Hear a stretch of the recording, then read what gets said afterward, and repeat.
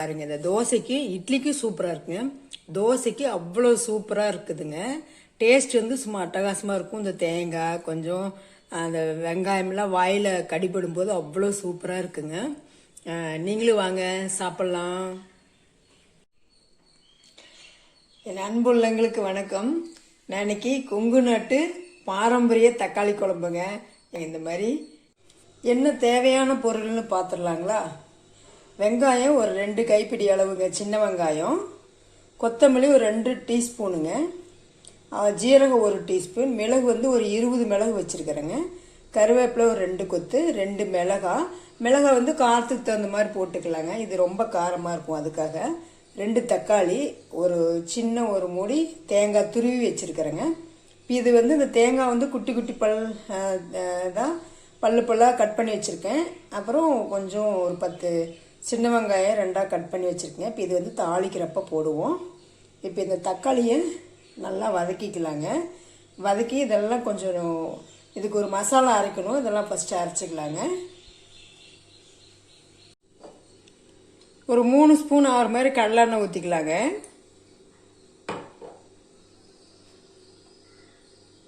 இப்போது எண்ணெய் லைட்டாக காஞ்சிருச்சு.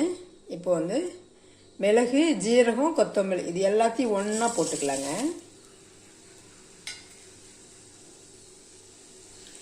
இது நல்லா ஓரளவுக்கு நல்லா அந்த எண்ணெயிலேயே நல்லா பொரிஞ்சிருச்சுங்க. இப்போ வந்து நம்ம இந்த சின்ன வெங்காயத்தை போட்டுக்கலாங்க. இதுலேயே போட்டு இதையும் நல்லா வதக்கிக்கலாங்க. நல்லா இந்த அளவுக்கு நல்லா ஒரு பொன்னிறம் வந்து வர்ற அளவுக்கு நல்லா வதங்கிடுச்சுங்க. இப்போ நம்ம இந்த கருவேப்பிலையும் மிளகாவும் போட்டுக்கலாங்க. இது நல்லா வதக்கிக்கலாங்க. இப்போ இதெல்லாம் வதங்கிடுச்சுங்க. இப்போ இந்த தேங்காவை போட்டு வதக்கிக்கலாங்க. தேங்காய் போட்டோன்னே ரொம்ப நேரம் வதக்கக்கூடாதுங்க.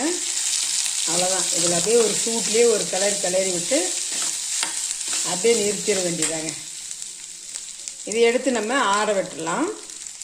இப்போ நம்ம இதே கடையிலேயே ஒரு 2 ஸ்பூன் எண்ணெய் ஊற்றினேங்க, கடலெண்ணெய். இப்போ இதில் இந்த 2 தக்காளி போட்டு நல்லா வதக்கலாங்க. தக்காளி வந்து நம்ம இருக்குந்தாங்க, ரொம்பவும் அதிகமாக போட்டுறாதுங்க. நாட்டு தக்காளியாக இருந்தால் ஒரு தக்காளி கம்மியாக போகணும். இது பெங்களூர் தக்காளியால் நான் 2 தக்காளி போட்டிருக்கேன். உங்களுக்கு குழம்பு நீங்கள் எந்த அளவு வைக்கிறீங்களோ அந்தளவு ஒரு தக்காளி சேர்த்து போட்டுக்கலாங்க. இதை நல்லா வதக்கணுங்க.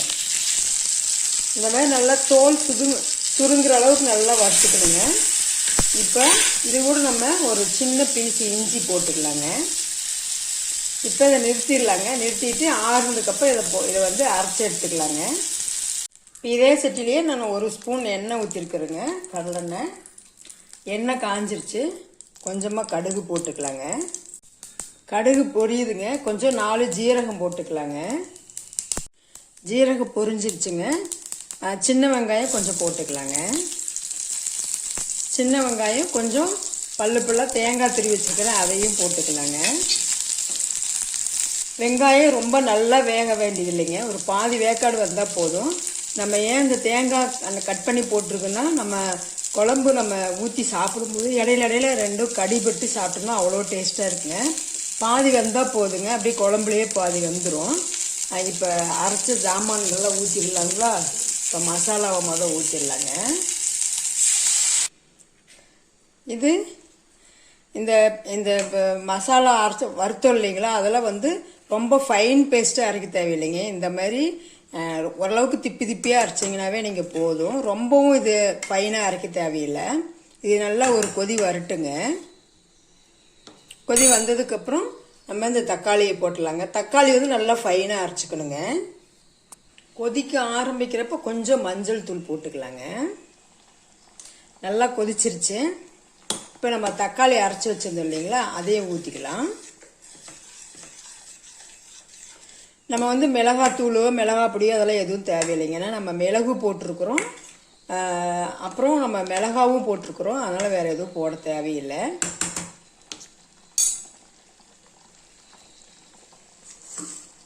நம்ம தக்காளி ஊற்றிக்கலாங்க. இந்த மிக்ஸி கழுவி மட்டும் ஊற்றிக்கலாம். வாசம் அப்படியே நம்ம கொத்தமல்லி எல்லாம் போட்டு வறுத்து அரைச்சதுனாலங்க வாசம் கம்மன்னு வருதுங்க. சூப்பர் வாசம்.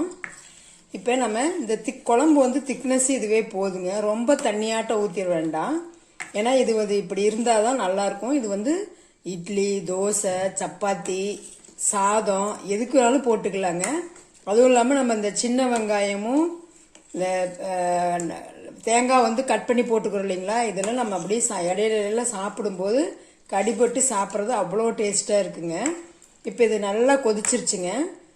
நம்ம வந்து தக்காளி வதக்கி போட்டதுனால ரொம்ப கொதிக்க தேவையில்லை. எல்லாமே வறுத்த சாமான்கள் தான் போட்டிருக்கிறோம். கொஞ்சம் கருவேப்பிலையும் கொத்தமல்லியும் போட்டு இறக்கிடலாங்க.